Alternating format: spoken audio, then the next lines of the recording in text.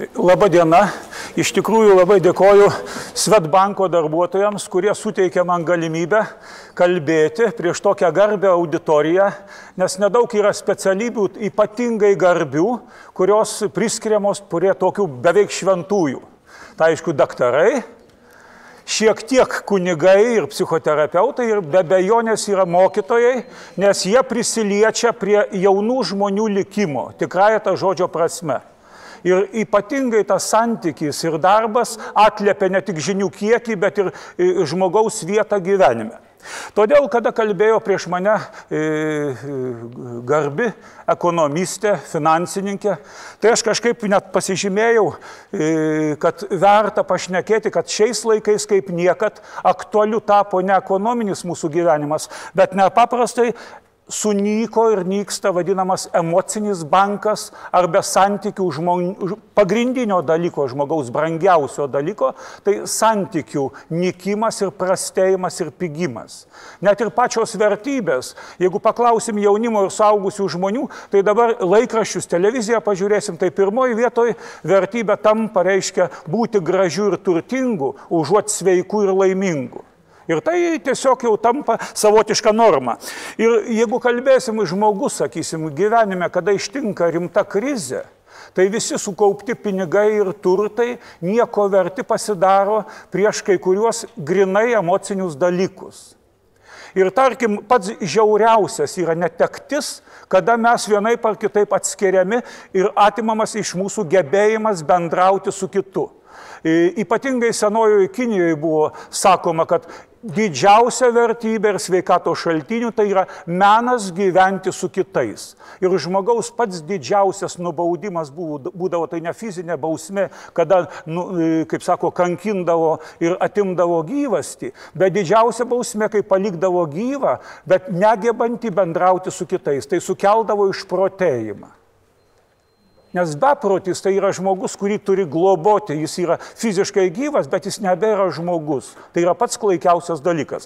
Bet mes po truputį labai gudriais metodais apeidami, reiškia, visus dėsnius psichologijos ir bandom, reiškia, eiti tuo keliu. Ir man labai keista, kad dar Lietuvoje palyginus, kada statistika tokia gana apibaisė, visiškai neblogai atrodo žmonės, vienas kitas net ir šypsosi. Pradžioje aš, kaip sako, norėčiau pakalbėti apie keletą dalykų ir čia per tiek laiko, nes esu iš tos srities žmonių, kur nemėgstu nelaikų baigti. Nes niekas nemėgsta šaltos sriubos ir šaltos kavos gerti. Tai baigsim, aišku, po 12 lygiai 20. Aš jūsų paprašysiu, kad be 5 minučių, kai artės laikas, iš karto pradėti triukšmaut, kad galėtumėm, reiškia, užbaigti laimingai. Kada manęs klausė, reiškia, apie mokytojus ypatingai, tai aš prisimenu tokią rytietišką seną išmintį. Vidutinis mokytojas tai yra tas, kuris labai gerai paruošia konspektus, labai gerai, reiškia, skaito, ką pasiruošęs ir vos tik tai spėja konspektuotis, nes dažniausiai egzaminai būna iš to, ką skaitė mokytojas arba profesorius. Geras mokytojas, kuris vienaip ar kitaip išaiškina, kad vaikai suprastų. Puikus mokytojas išmoko praktiškai taikyti gyvenime.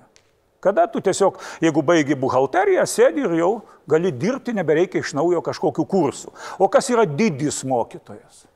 Ką? Kaip? Didis mokytojas tai yra tas, kuris įkvepia vaiką. Įkvepia. Nes įkvėptas vaikas, kuris nori kažko atsiekti, svarbiausia yra išmintis, o ne žinios. Žinių dabar yra perteklius, yra vienas iš baisiausių dalykų, kad ypatingai jauni ir ne tik jauni žmonės perkrautos smegenys ir gyvenime net pasislinkimas yra, kad geriau šnekasi su technika, su kompiuteriniam programom, su internetiniam visokiam virtualiom erdvėm ir visiškai nebegeba megzti normalių santykių. Net nebesimoko kalbos.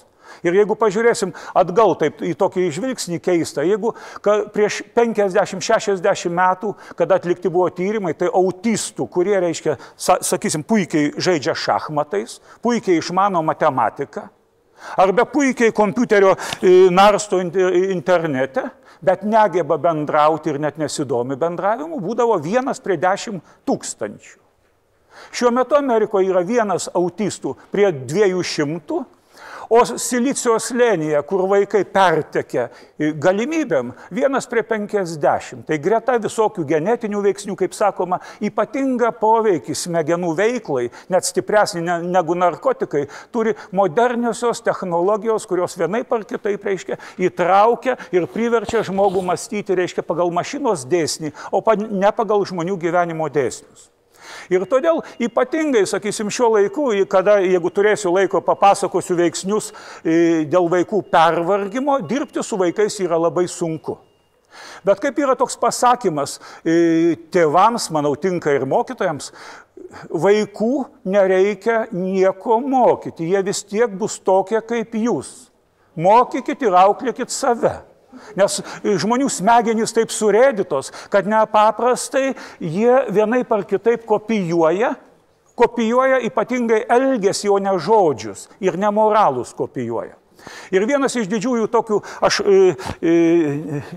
prisimenu mano gerą draugę, Anapilin išėjusią, Filomeną Taunytę, kai vieną knygą rašė apie 7 didžiasias nuodėmes. Tai ir mane ten klausinėjo, tyrinėjau, tai aš pradėjau visų mokytojų, kada susitinku, kur klausinėjau auditorijoje tokio ypatingai paprasto elementaraus dalyko. Nes Lietuva mes, kaip toks katalikiškas kraštas, labai didelis procentas, reiškia, užsirašė, kad katalikai, klausiu visiškai elementaraus dalyko. Ir dar prizą siūlau, sakau, 10 000 litų. Sakau, išvardinkit 4 didžiasias, ne bet kokias, didžiasias krikščioniškas dorybės. Dorybė tai yra įsitikinimas ilgalaikis, vertybė toks orientyras, ant ko stovi, reiškia, santykių pamatas žmonių. Matot, vėl laimėjau 10 000 litų. Ką? Sakot? Sakykit.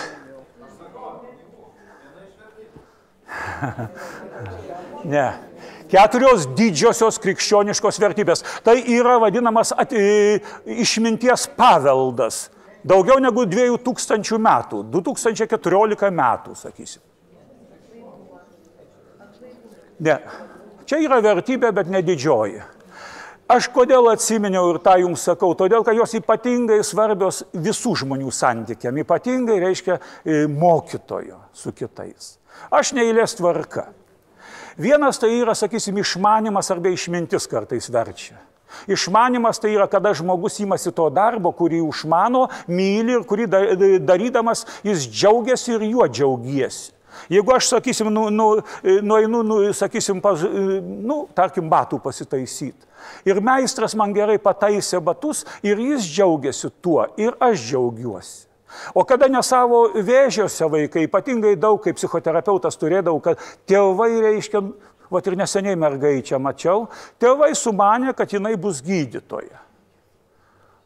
Suprantat, ji negali nei kvapo pakęsti, nei tų reginių matyti, nei mąstymas jos visiškai netoks. Jis mąsto kairį dešinių pusrutulių, tai yra meninio tipo. Sugadina, žinot, šiaip tai baigia mediciną ir viską meta, pikrisi savim ir savo gyvenimu. Arba teisininkų sumano. Tai, žinot, galima išlavinti savyje kai kurias tapti, sakysim, matematikų. Matematikoje neblogai. Panašiai kaip kalakutą riešutaut mokyti. Ir atsekimai būtų. Ir tėvai kartais, dabar apie 90% vaiką moko to, kam jis negabus ir niekad nebus net vidutiniu. O talentų, reiškia, nebėra laiko, nes jis dar ir užuitų tampa. Todėl čia irgi didelė problema, kaip elgtis.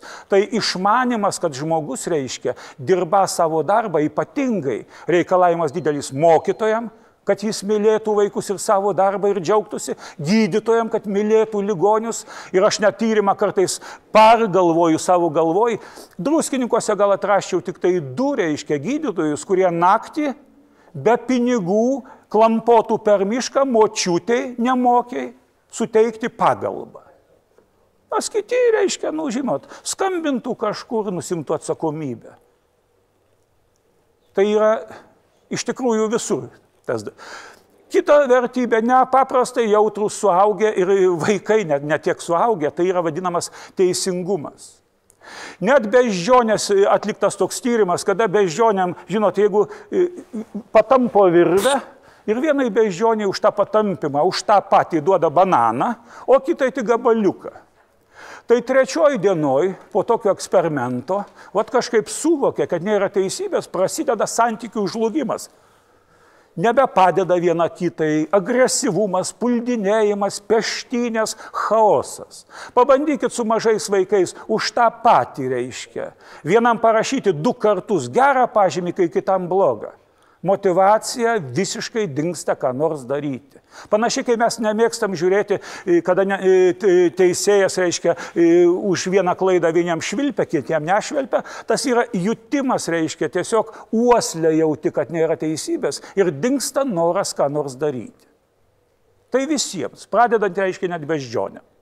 Nekalbu apie vaikus ir suaugusius. Teisybės vertybė. Kitas dalykas tai yra vadinamas tvirtumas arba nuoseklumas, kad žodžiai atitiktų tavo, reiškia, elgesį, mąstymas atitiktų tavo žodžius, tai yra nuoseklumas arba tvirtumas, turėjimas stuburo, laikymasis pažiūrų, įsitikinimų. 100% neveiksmingos paskaitos apie sveikatą to žmogaus, kuris kalba apie rūkymo žalą pats rūkantis būdamas. Ir nereikia, klausytojai yra tyrimas atliktas, per jo toną, per manierą visi atsiriboja nuo jo žodžių, todėl kad netiki. Tas parašyta, reiškia, ne žodžiuose tariamuose, bet intonacijų jo povyzoj ir tiesiog visuose kirčiuose. Mes matom, ypatingai vaikai jaučia šitą. Todėl reikia prisipažinti, neapgaudinėti arba sakyti, aš šito negaliu daryti. Pagaliau, reiškia, anksčiau jūs girdėjot pasaką, reiškia, dėl tvirtumo, kad karalius duotų žodį ir jo nesilaikytų. Teko tokią girdėti. Tai buvo žodis, tai susitarimas. Jeigu pasakėjai, reiškia, vykdai. Arba atsiprašai. Paskui dar, sakysim, būdavo kaimiečiai rankom sukerta, užtenka, jokio notaro nebūdavo, jokių ten advokatų, susitarė. Taigi, anksčiau raštelį parašo, kad skolingasgi užtenka, nekvailas, nebent mirsi, žmona parodys. Dabar žodžiai nebeveikia. Tuo labiau, kad 3 kartą moterų vaikus, motinos, nes motino žodžiai šventi, moko vaikus nesilaikyti pažadų, meluoti ir visiškai nevertinti žodžių. Aš manau, kad ir jūs vieną kitą pakliūtumėte į tą sąrašą. Aš dažnai matau, reiškia, mamą, kuri parduotuviai vaikui aiškina, kad niekada daugiau nebepirks saldainių. Sekioju iš paskos ir žiūriu, kiek tas jos žodžiai, reiškia, kiek galioja. Visiškų nesąmonių, tai matot, mums atrodo paprasti dalykai, bet jie kažkaip formuoja vaiko supratimą, kas yra rimto žmogaus žodis. Ir šeimoje žmona tai man ir neleidžia kartais sakyti šitų pavyzdžių. Mes gyvenom, reiškia, bendrabutį, didelį kambarį turėjom, 18 kvadratų, nes 3 vaikai, kriauklė kambarį. Retas toksai atvejis, nes būdavo koridoriaus gale. Nelabai tvarkingi, persitverėm, aišku, spintom, nelabai esame visi ten tvarkingi, palyginus, bet nebegalėjom apsikęsti chaoso, nes kai grįžtam, reiškia, net iki kriauklės negali daeiti, reiškia, pridėta visokių indų, puodelių, jie anksčiau grįžta iš darbo. Ir aišku, lovų nemėgsta klotis, ir barkis nesibaręs. Veikia labai trumpai. Tai mes panaudojom praktiškai Dreikurso vadinamą sistemą, kad jeigu susitari šventai su vaiku kai kurias taisyklės, privalu visiems jų laikytis. Ir šeštadienį tarėmės ilgai ir susitarėm, radom tokį bendrą visiems priimtiną būdą, sukirtom rankom, kad kiekvieną savo indų kolekciją turi, visus kitus po sofą ir norim plaunam, norim neplaunam. Mes tik už puodus ir keptuvės su žmona. Antra, ką sutarėm, jeigu nepasikloja lovų, negali, reiškia, pas mus ateiti svečiai. O bendrabutį gyvenant, kas gyveno, tada būdavo visi specialistai jauni, reiškia, kaip patsukai balkiam, ciugliais eidavo, ypač šeštadienį. Aš manau, kad daug kas turi tą patirtį. Nu ir pradėjom laikytis paprastos, elementarios taisyklės, reiškia, atsineša tada pepsikolą, nesveikas dalykas, bet buvo labai skanus, tada stebuklas, visiems vienodai pilstau, jiem kefiruotas, kompotuotas stiklinės, išėdas dedam ten, žinot, kokią ar sriubą, koks mūsų reikalas. Trečioj paroj visi pradėjo supras, kad čia ne juokai. Niekas nėra myręs per tiek laiko. Nuo to, kad, sakysim, nepavalgė, reiškia kažkaip, ar Coca-Cola nelabai skani, reiškia, su kompotu. Ateina svečiai šeštadienį, atidarau duris, sakau, atsiprašau, negalim priimti svečių, mes nesusitvarkė, viso gero. Nereikia nieko barti, tiesiog būti nuosekliam. Ir kada, sakysim, nereikia daug tuščių pažadų, visa kita, tai jeigu ir klasė, ir su vaikais, kai kurių paprastų dalykų, net ir su neklaužadom, kada prieš keletą metų atėjo gatvės vaikai, reiškia, aišku, iš jų daug ir narkomanų, vien pagal požymius matosi, breikeriai, kurie, žinot, apsmukę, nu tokie, ir paprašė, reiškia, gal kažkokį, nu, kad leiščiau, aš Dainavos centro, reiškia, didelę mūsų teritoriją, daug patalpų, leisčiau jiem treniruotis. Tai žinot, sakau, kuris čia vadas iš jūsų? Yra su kuriuo čia tartis, reiškia, Čirikas toks. Nu, tai mes susėdom, dar atėjo jau ten, žinot, kiti tokie ir sutarėm labai paprastų dalykų, reiškia, kad jokio gerimo ir rūkimo negalima, jeigu nebus įspėjimų. O parūkysit, ar jūsų draugai viskas. Nebesirodysit ir teritorijoje. Kita, sutvarkyti patalpas. Ir atiduoti raktą, davėm ir muzikinį centrą, visą kitą. 2 metus, reiškia, gatvės vaikai, absoliuti tvarka. Paskui net ir čempionate Respublikos 2 vietą laimėjo. Todėl, kad jie žinojo, kad čia ne pažadai, ne gąsdinimai. Kad jeigu sutarė šventai, nereikia nieko rašyti, pasitikslinau, reiškia, ar šitaip galima suprasti, ar galima pasitikėti, nes nebus antro pasakymo. Tada visa kalba. Tai yra tvirtumas, kurio be abejonės nepaprastai stinga mūsų gyvenime. O pats svarbiausias bene, esminis dalykas, kurį dabar net moksliškai kartais vadina kaip emocinio intelekto branduoliu, nes emocinis intelektas yra ženkliai svarbesnis gyvenime. Harvardo universiteto teigimu, reiškia tyrimų, 85% gyvenime sėkmės, karjeros pasisekimo lemia emocinis intelektas. Tai yra gebėjimas suprasti ir valdyti savo jausmus, arba kaip 4. dorybė, tai yra susivaldymas. Gebėjimas neįsisiubuoti. Gebėjimas išlikti ramiam, įdant valdytum situaciją. Ir jeigu tu pats pervargęs, pats nervuotas, tai praktiškai reiškia, tavo visi, bet koks elgesys yra nebeadekvatus. Apskritai, jeigu mes įsitempę, arba jeigu mes skubantys, mes vienaip ar kitaip kvailėjam, su kiekvienu savo įtampa. Su kiekvienu garsiau ištariamų žodžių, reiškia, mes mažiau girdim, mažiau suprantam ir mažiau galim paveikti aplinką. Vat ne dabar, jeigu atlikčiau labai greitą kuklų eksperimentuką, liepčiau jums, reiškia, labai skubėt atsakyti vieną klausimą. Visiškai pigų klausimą, bet reikia labai greitai. Jeigu čia nusileistų visagalis ir duotų mums tik 3 sekundės priimti sprendimą, labai greitą. Kurioj vietoj norėtume turėti 3 akį? 1, 2, 3. Kurioj? Va, kaip jūsų vardas? Taip, va, tai rodo čia, taip. Lik ir neblogai, bet matot, kai skubi, tai visas protelis apie šitą vietą ir sukasi mūsų visų. O tai matot, gal, jeigu taip būtumėt susilaikę, kaip mokomi ekstremalių situacijų specialistai, sakysim, kaip kosmonautai, kariškiai, spectarnybų, vat staigiai į skubėjimą nesimesti, į šalies pažiūrėti šiek tiek. Nors labai laiko nėra. Tai gal piršto gale geriau, tai ir už kampo pažiūri, ir čia apsižiūri, reiškia. Po stalu ar nenukrito, o kam čia reikia, čia jau yra 2, čia trukdo miegot. Bet matot, ne todėl, kad mes skubėjom, nes daug tyrimų rodo, elementari emocinė būsena. Jeigu mes einam, reiškia, į tą juodąją emocijų pusę, mes vienaip ar kitaip, reiškia, mūsų klampėja ir primityvėja mąstymo sprendimai. Mes priimam labai galop, reiškia, visiškai beprotiškus, atkeršyti, nušluostyti nosį, laimėti, reiškia, įrodyti, kas teisus. ir įrodom, kas teisus, bet sugriaunam santykius, tampam nekenčiamais ir iš savo draugų darom priešus, nes įrodėm savo teisybę. Didelis pliusas, matot. Mums teisybė svarbiau negu santykiai. Būt žmogus atsiprašęs, kad suklydo, o dabar ne, priešų padarėm. Pagaliau, reiškia, kada į pozityvėją pusę viskas eina, žmogus, reiškia, net paprastas dalykas, jeigu leidi, priverti, elementarus studentų tyrimas, didelė imtis, šiai veidas, kada šypsosi, reikalinga tik tai 13 raumenukų. Visiškai neįkvojama smegenų energija ir net jinai akumuliuojama. Net stimuliuojami tie smegenų centrai, kurie užtikrina imunitetą, gajumą ir, reiškia, ir vadinamą jungtį tarp smegenų, reiškia, geresnį situacijos matymą.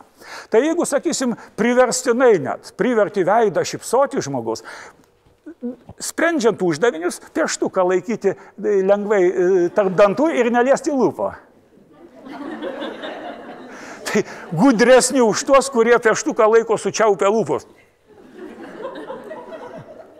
Todėl, kad 112 raumenų dalyvauja, reiškia, susiraukime ir apskritai kalboje, net žmonių kalboje, reiškia, piktas veidas vadinasi ne veidu, bet snukiu. Todėl, kad veidas tai yra lengvai besišypsančio lengvo žmogaus. Ir kada mes pasąmoningai vaikai, 2-3 mėnesių vaikai tampa ekspertais, jeigu pavargusio pikto žmogaus veidas su kastais dantys artėja prie vaiko, jis žviegia. Jis supranta, kad evoliucijoje negalima su tokiu susitarti, jis neprognozuojamas. O kada, sakysim, žmonės juokiasi, šypsosi, tai iš karto prognozuojam, kad viskas yra tvarkoj ir su jų psichika, ir su jais pačiais. Todėl, kad vienas iš sveikos asmenybės požymių yra iš 3 vadinamų. Tai yra 3 baziniai. Tai yra šiltumas, gebėjimas būti šiltu, išklausyti, pasišnekėti. Kada šiltai jautiesi, ypatingai svarbu vaikui. Ir kaip viena iš visų laikų garsiausia psichoterapeutė, su kuria man teko, reiškia, Druskininkus 2 kartus net atvažiavusi, tai yra viena iš garsiausių visų laikų psichoterapeutė, bet jau mirusi, Virginija Satir, sakydavo, jeigu nori, kad vaikas nesirgtų, mažiausiai 4 kartus per dieną turi būti apkabintas. Jeigu nori, kad jis būtų, reiškia, laimingas šiek tiek ir geros nuotaikos, 8 kartus. Bet jeigu nori, kad jis būtų apskritai, reiškia, nepaprastai pozityvus, mažiausiai 12 kartų. Todėl, kad vienas iš šilumos pojūčių tai yra apsikabinimas. Jautimas reiškia vienas šilumos, psichologinės šilumos. Čia, aišku, fizinė irgi reikalinga, bet psichologinė šiluma labiau reikalinga negu fizinė. Paklaus gal norit, aš nepaprastai pagreitinau savo kalbą. Kitas asmenybės bruožas, kurį irgi nepaprastai svarbus, tai yra kūrybingumas. Sveikas žmogus kaip sveikas vaikas, matot, stato kažką, ieško, supykęs, griauna ir ieško būdų, kaip sugriauti. Ne tik santykius, bet ir fiziškai viską griauti. Draskyti, naikinti, kenkti, keršyti ir nieko nėra baisiau, jeigu vaikas ar suaugęs yra piktas, nes piktas kuria strateginį planą, reiškia kaip naikinti, keršyti ir gyvenimą savo ir kito gyvenimą sunaikina. Kiniečiai sako, jeigu jų apima pykčio ir keršto jausmas, imk kastuvėlį ir iš karto 2 kapus kask, savo ir kitam, reiškia. Nes labai ekonomiškai viskas gausis. Todėl kūrybingumas, reiškia, tai yra irgi sveiko ir todėl ieškojimas. Man labai gaila, kad kartais mūsų mokykla pasislinkusi, reiškia, į žinių pumpavimą. Smegenys jau nebesugeba patempti tiek žinių ir visų nuostabai, kaip nekeista, pati sparčiausia, reiškia, psichinė liga besivystanti. Tai per 15 metų 30% augimas. Ir pati baisiausia. Tai yra šizofrenija, tai skelta protystė, kada žmogus lik vienose srityse ir labai talentingas gabus, bet pasaulis jau nebesueina į jo bendrą pasaulėžiūrą, jis neprognozuojamas ir nebegali gyventi. Ir net dažnai tampa pavojingas visuomeniai. kada reikia vienaip ar kitaip naudoti su stiprius vaistus, kad apsaugotum sveikuosius nuo jo, reiškia, užmačių ir nuo jo ketinimų. Tai viena iš tų, kaip sako, tai vadinami perkrovos. Per daug įspūdžių, per daug visokių žinių, per daug visko, kad žmogus galop, reiškia, smegenys nebesugeba susiorientuoti gyvenime. Ypatingai greitai nuslopina smegenis ir užglušina, net vadinamas, reiškia, toks vampyrų informacinių, tai televizorius mirguliuojantis, per 20 minučių visi pakliūna į lengvo tranzo būseną. Ir tada ta informacija, kurią gaunam, yra dažniausiai, reiškia, negatyvaus pobūdžio, dažnai, nes taip surėdyti smegenys, kad atrodo negatyvą reikia viską, reiškia, į save žinoti, kad apsisaugotum gyvenime. Ir žinot, man labai svarbu, akmeniai kas kokiu būdu užmušo, kad apsisaugočiau druskininkuose. Kada negatyvios informacijos per daug, nebelieka vietos, reiškia, džiaugsmam ir vienaip ar kitaip kaip augalas be saulės, auga, bet vaisingumų kaip rūsy šiltam bulvės. Nieko nebebuvo. Todėl ypatingai pavojingas perteklinis naudojimasis, reiškia, televizorium ir ypatingai internetu. Perteklinis. Nes vienaip ar kitaip, reiškia, nejučia pavagia iš mūsų draugus, mokytojus, tėvus, o galop ir patį gyvenimą paverčia, reiškia, pseudo virtualiu. Daugybė tyrimų rodo, daugybė tyrimų ir gana daug medžiagos, kuri gana įdomiai lik ir ignoruojama, nes mes bijom prisipažinti tų dalykų, kad po 5 valandų naršymo internete jau pradeda keisti smegenų, reiškia, sinapsės, ryšiai ir pobūdis. Jau mes pritampam geriau ne prie santykių, bet prie paruoštų programų. Nu ir paskutinis dalykas be galo svarbus, nes mokykloje ypatingai ir santykiuose su vaikais, tai humoro jausmas, gebėjimas pasijuokti. Jeigu nesugebi žmogaus prajuokinti, reikia jo vengti arba bijoti. Tai nepaprastai svarbi savybė, rodanti, kad emocinės smegenys yra normalios. Ir žmogus nepervargęs. Jeigu santuokoje ar kolektyve kuo daugiau yra sveiko juoko, tokio sveiko, nepatyčių juoko, tuo rodo klimatą ir emocinį klimatą sveikesnį. Nes dirbant baimėje, reiškia, produktyvumas ypatingai menkas, reiškia. Ir dar žiauresnis dalykas, jeigu žiūrėsim dabar vietoj šitų, pats žiauriausias, bet aš noriu pasakyti, kad mes labai prastoj vietoj esam visam pasaulyje, ne Europoje. Berniukai yra 2 vietoj nuo galo, mergaitės 1 vietoj. Tai yra vadinamas pats svarbiausias. Kiekvienas žmogus savo gyvenime pagrinde kariauja ir trokšta 2 dalykų. Tai yra būti laimingu, net šito nesuformulavęs, ir saugoti savo vertės, savivertės jausmą.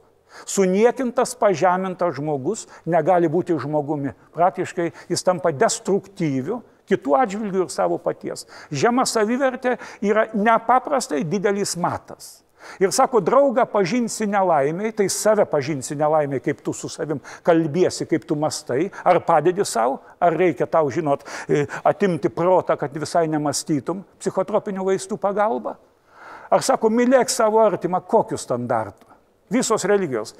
O tai savivertė yra vienaip ar kitaip savęs negraužimas, neužsipuolimas, savęs palaikymas. Tai yra taika su pačiu savimi, kada nėra tokios baimės.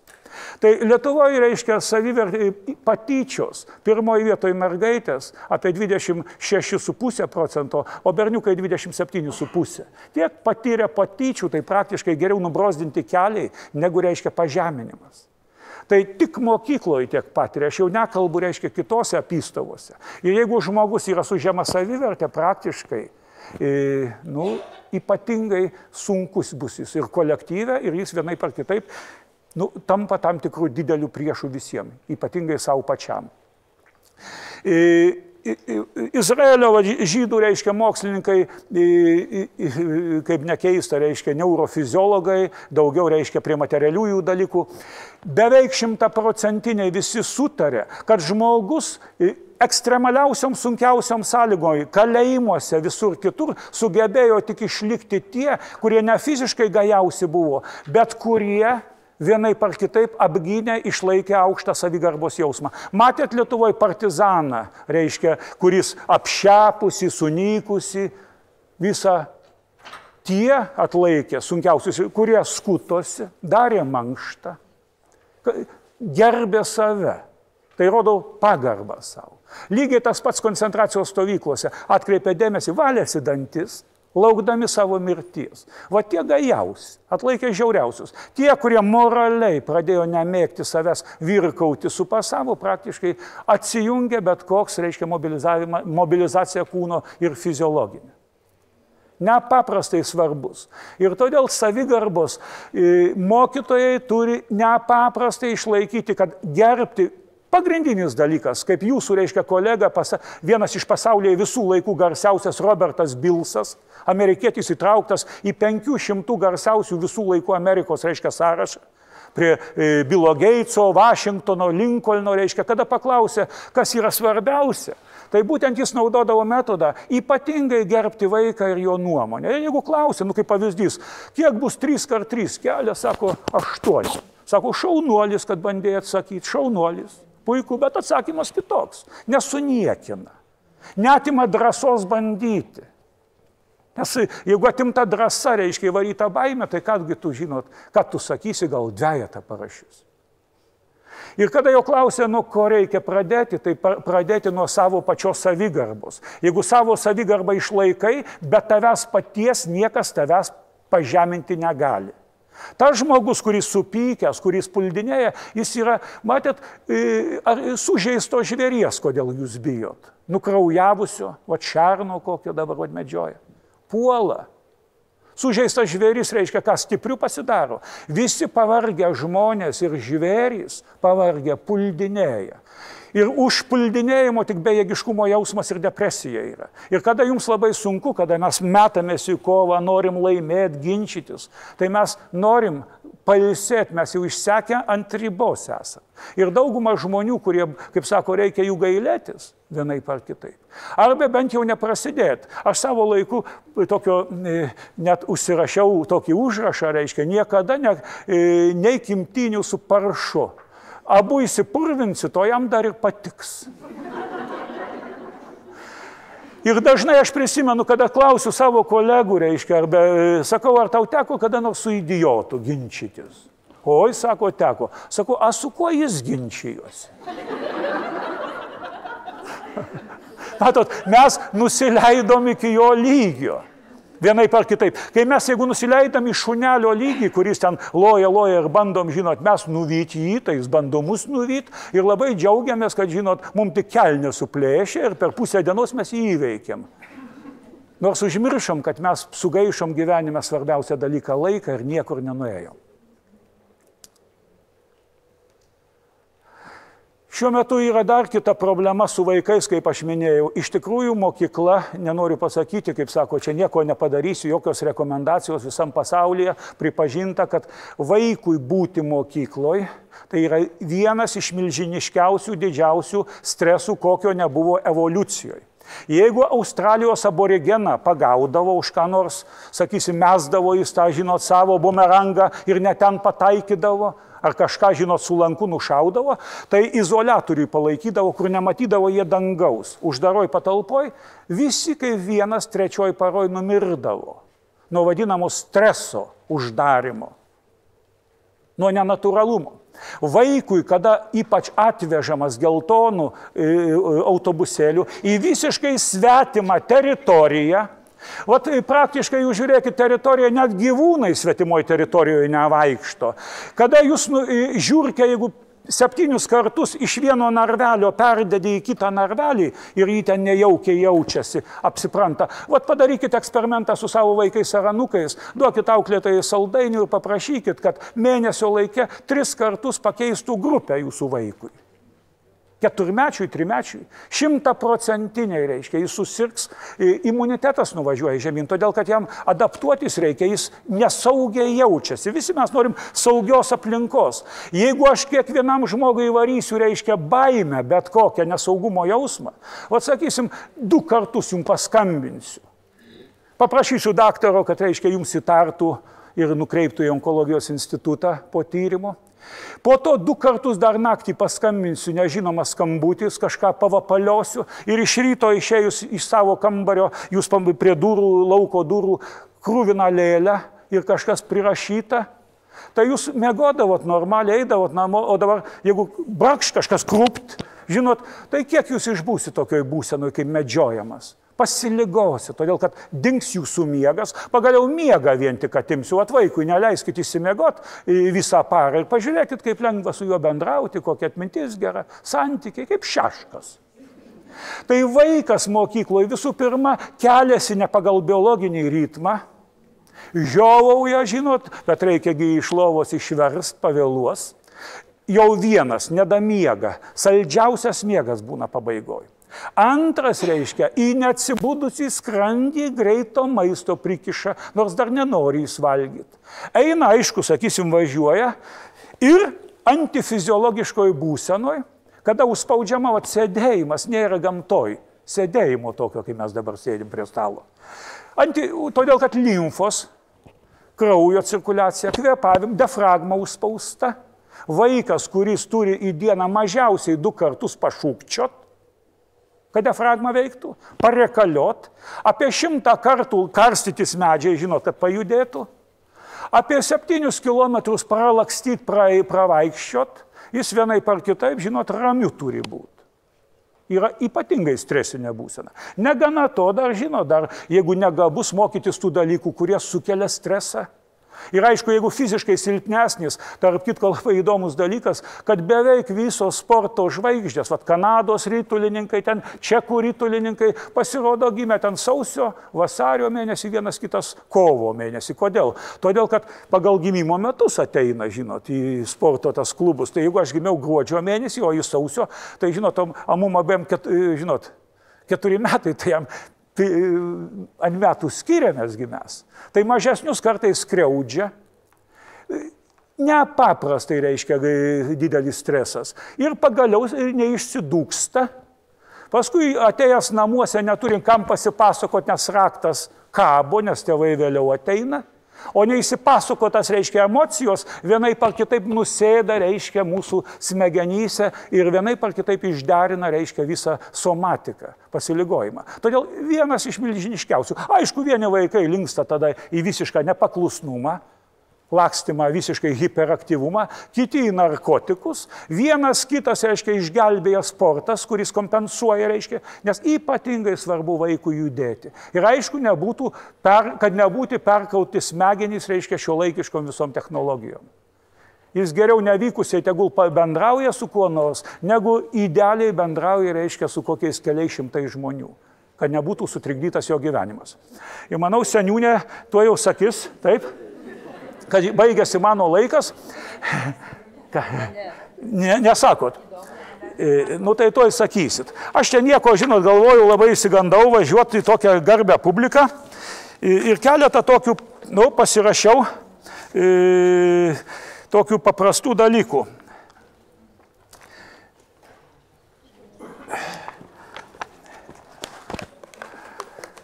Kada šiaip jau vienaip ar kitaip, indėnų yra toksai palaiminimas, kada žmogus išeina anapilin, kad žinotum, kad tavęs visada paklaus vieno klausimo.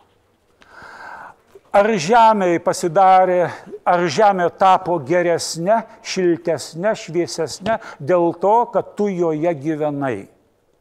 Vienaip ar kitai mes turim, reiškia, kiekvienas žmogus gyvenime nori gero gyvenimo. Kiekvienas nori malonaus gyvenimo. Bet dar yra vadinamas prasmingi dalykai. Ir aš jaunimui, kada klausiu, ar nori, kad kaifą išgyventų visą likusį gyvenimą, 50 ar 60 metų, nori visi. Yra visiškai paprastas būdas. Į smegenėlės įleidi be skausmo, adatėlę, plaukelį ir smegenų, reiškia, malonumų centrą, ant pedaluko, kaip pelė ar žiurkė, užmini ir vartosi akis. Kad nenumirtum, lašelinę pastatysim. Ir visas likusis gyvenimas grynas kaifas. Taigi idealu. A tai ko dar stinga?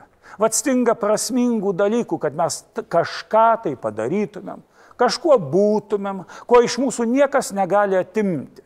Ir tie dalykai, reiškia, malonumai, neturi persverti, jų turi būti. Todėl dar turi būti ir prasmingas gyvenimas.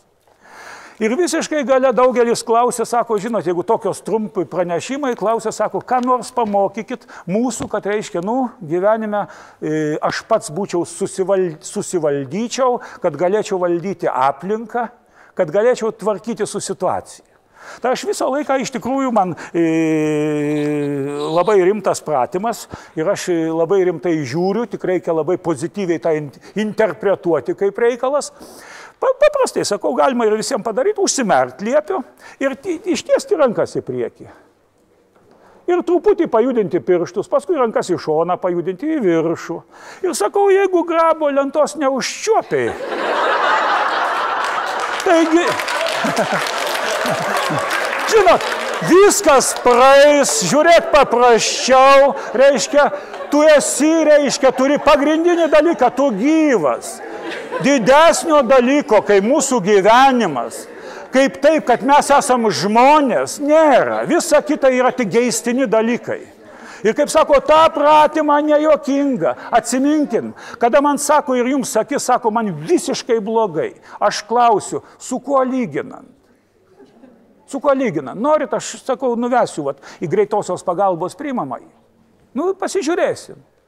Todėl reiškia, nevary iš karto, jeigu turim vertybę, todėl, kad tokių kaip jūs, jeigu ekonominiais terminais sprendžiant, kad jūs čia esat, tokio nėra, nebuvo ir niekada nebus, jūs ne nacionalinė vertybė, jūs neįkainuojamas. Amerikonai paskaičiavo, tai yra santykis, kad mes esam tokie, yra 1 prie 300 000 milijardų. Savęs nereikia su nieko lyginti. Jau tai, kad mes gyvi, pasižiūrėjom, viskas yra okei. Kaip sako, mirštantis milijonierius nėra turtingesnis į sąskaitoj nei 1 lito neturintį reiškia žmogų. Ir kaip nekeista, net laimingumo kriterijus reiškia, pasakysiu, kad Lietuva viena iš nelaimingiausių visam pasauliu šalių, iš antro galo ten mes einam 10-tuke, kartais į 15-tuką pakliūnam, į nusiminusių vaikų yra apie 24,5% vaikų jau nebelaimingi, kad gyvena. Tai ko norėt? O Sibire ant kelmo dainuodavo žmonės, o dabar ant pinigų maišo dantim griežia. Jo. Tai aš noriu palinkėti iš tikrųjų, reiškia, jūsų darbas reikalauja labai daug pozityvumo, nepaprastai daug kantrybės, o svarbiausia susivaldymo, jeigu norit valdyti situaciją. Ir aišku, aukštos savivertės niekas be jūsų negali pažeminti ir sumenkinti, tik jūs patys.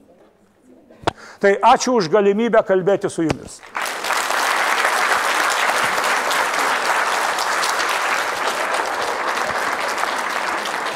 Aš neseniai man, seniūniai duosiu. Jo. Dar noriu pasakyti, kad turime 10 minučių klausimams. O gerai. Tai prašau. Jeigu, pavyzdžiui, vaikas sako, mama, nemoka tos matematikos, vaikas mano skolos vaikiukas dar daugiau nemoka. Tai tu manęs nebevers mokytis, nes tam daugiau. Tai reiškia, man vis pozityviai, o kaip man paskatinti, kad o tu žiūrėk, kad ten namutė,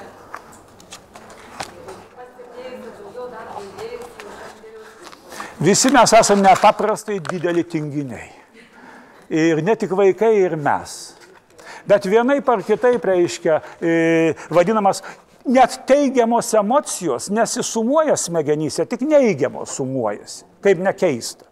Net mes, sakysim, visi sugebam atkreipti dėmesį, jeigu daug daiktų čia būtų išdėstyta, sakau, akimirką žvilgtelkit, tai visi pavojingus ir blogus daiktus pastebi, gyvatę, bet varlės nematė, todėl kad psichika taip surėdyta. Todėl reiškia vaikų, jeigu pamatys savo pozityvumą, visą kitą vaizduotę, kas iš to išeina, nepaprastai reikia skatinti. Net ir gyvenime, kai aš sakau, dabar pavasaris, kai ateis, padarykite eksperimentą tokį. Beveik 100%, kaip atskirti piktžolės nuo kultūrinio augaliuko. Darželyje, kai prasikala mažytės augaliukai. Reikia viską išravėti, o kas ataugs bus piktžolė. Pabandykit. Matot, tai va, teigiamus dalykus mama ir mokytoja turi nepaprastai ir išradingai pateikti, motyvuoti, skatinti, net kartais būna ir prizai. Tik vienas yra, negalima girti rezultato, reikia girti, reiškia pastangas. Jeigu girsi, kad tu, atsakysim, 10 gavai, koks šaunuolis, pirmūnas, vaikui tai sukelia baimę ir baimę gauti prastą pažymį. Bet jeigu giri, kad tu padirbėjai, pasimokėm, ir man kaip gerai sekėsi, pastanga giri. O jeigu giri tik rezultatą, reiškia, tai praktiškai nemotyvuoji, kaip nekeista. Aš irgi tokių klaidų dariau, kol, reiškia, paskui patikėjau, kad tyrimai, reiškia, rodo, kad gyrimas pastangų motyvuoja žmogų, o ne rezultatų. Tai ne visiškai taikliai atsakiau, nes reikėtų individualiai daug kalbėti tada šituo klausimu. Ką dar norit paklausti? Aš galėčiau paklausti, kaip visgi su tom technologijom susidoroti. Na, vaikam iš tikrųjų noris ir tą televizoriaus ir tingisi įdėti ir kompiuterį. Žinot, aš labai švelniai paminėjau, reiškia, paskutiniai tyrimai rodo, kad, reiškia, niekas tiek daug nesekina proto ir netima neiščiulpia gyvenimo tikro, siūlydamas malonų virtualų pasyvų gyvenimą. Vienintelis, kaip nekeista, nieko nėra kito, kai vaikai įtraukti į žaidimus kažkokią veiklą, gyvą, natūralią veiklą, tiesiog, ištemti, ištraukti, pasiūlyti alternatyvą. Nėra kitų dalykų. Čia veikia, tarp kitko, priklausomybė atsiranda lygiai tokia pat kaip nuo narkotikų. Tai lygiai tie patys užžadinti būna centrai. Nepaprastai sunku. Ypatingai sunku net ir save atpratinti, žiūrėti žmogžudysčių skyrius, krūvinasias laidas, nes smegenys linkia pastebėti pavojus, kad, žinot, apsisaugoti. Tai ką, neužtenka mums dar, žinot, purvo, reiškia, artimoje aplinkoje, dar reikia į visą pasaulio purvą. Kai pasiskaitai laikraščius, ne tik Lietuvoje nesinori gyventi, Žemės planetoje nebesinori.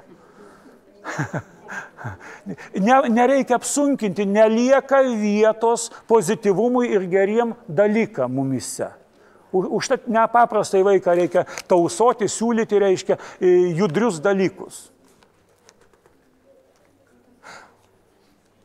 Prašom. Kokie, sakykime, jūsų profesionalo patarimas, koks būtų? Aš pastebiu klasėje tyčiojasi. Kokių pirmiausiai žingsnių imtis veiksmų? Galiu atsakyti dėl pasityčiojimo.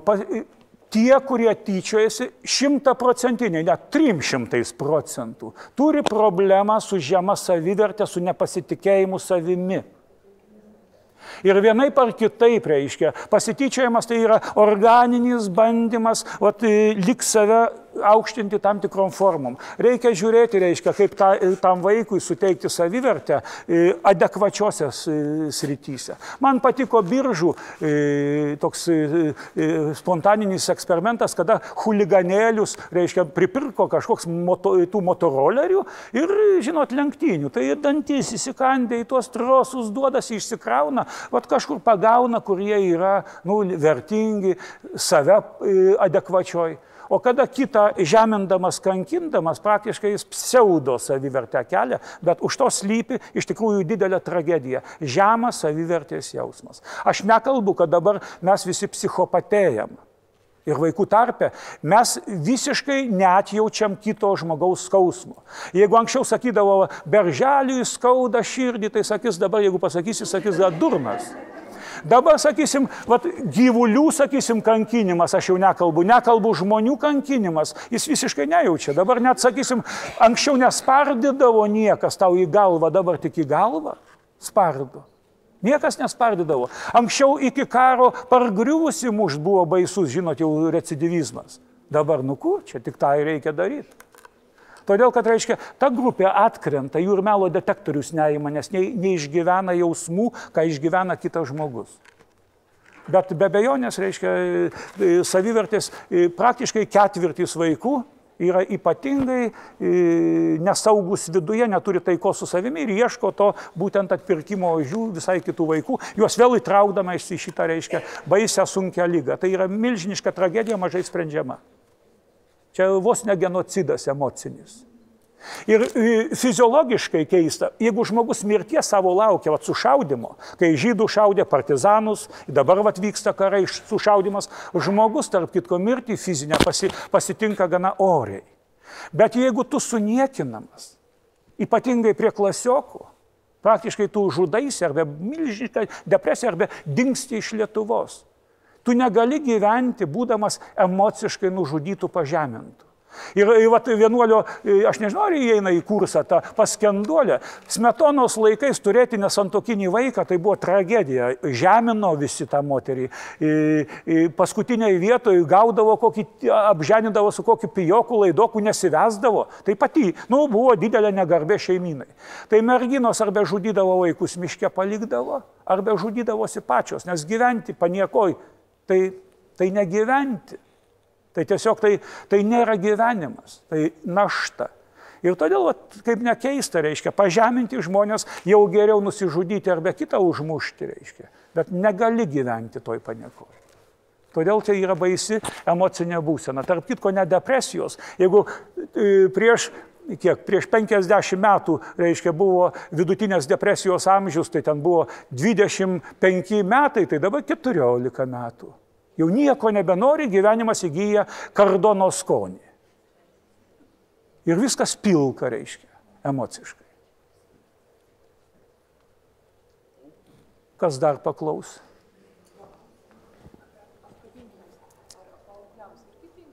Mato, čia nepaprastai subtilus dalykas ir ypatingai mokytojų vaikų santykė.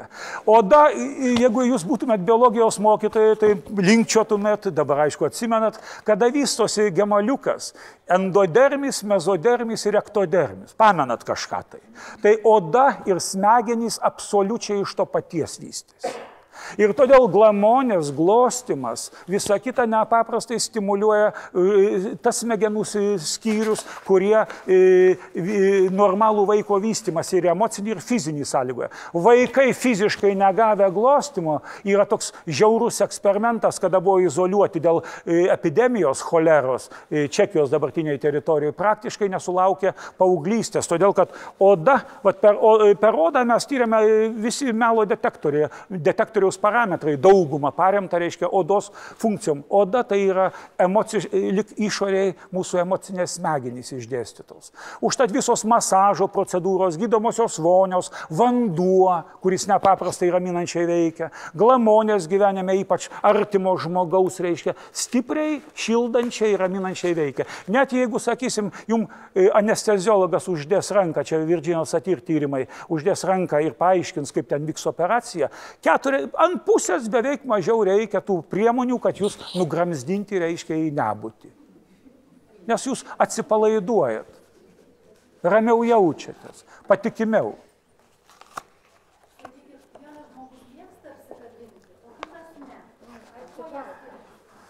Freudas, matot, taip, yra aikštingi, arba jeigu nemėgsti kito žmogaus, tai tiesiog nenori net per atstumą su juo būti, net kibirkščiuoja prisilietus.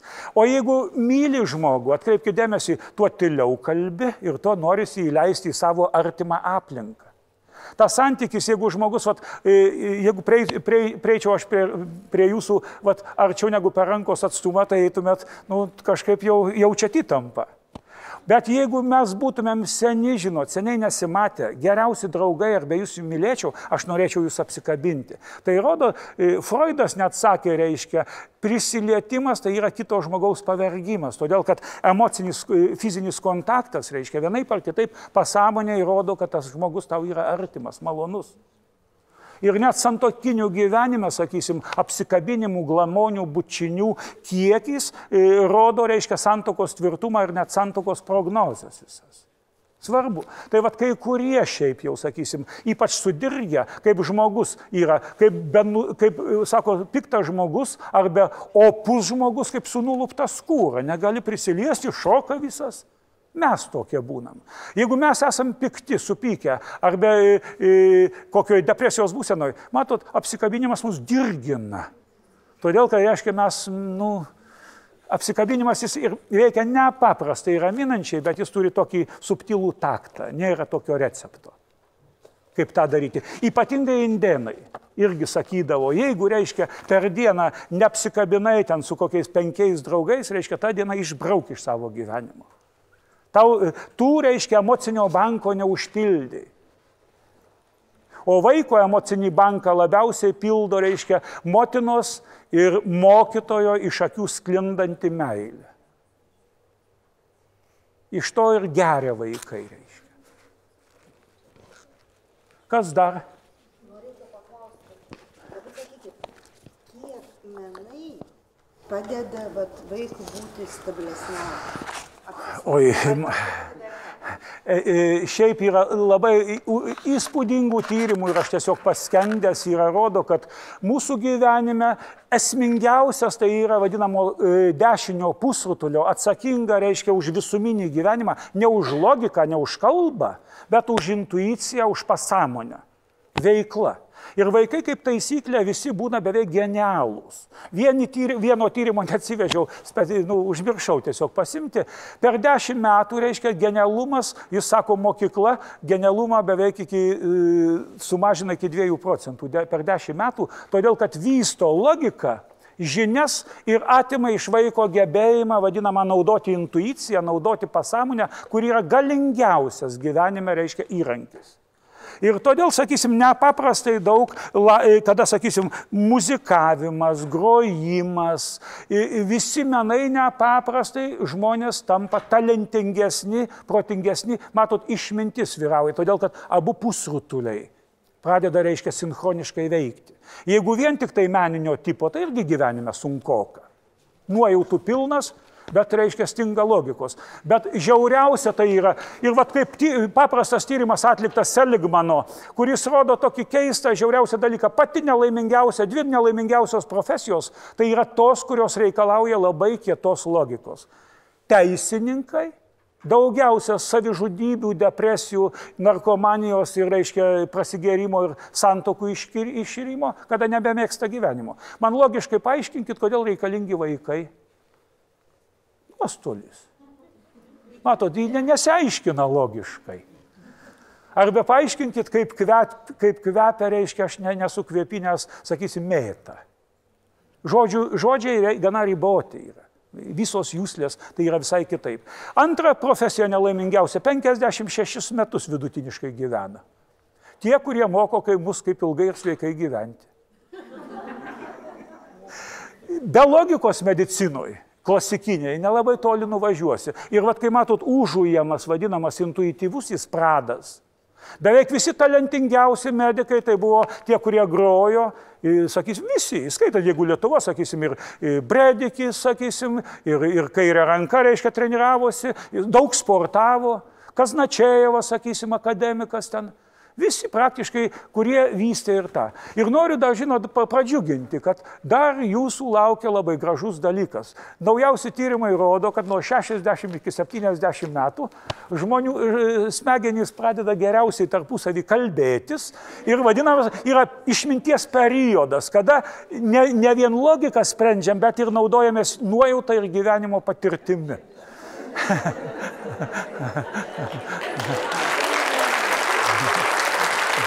Ačiū labai.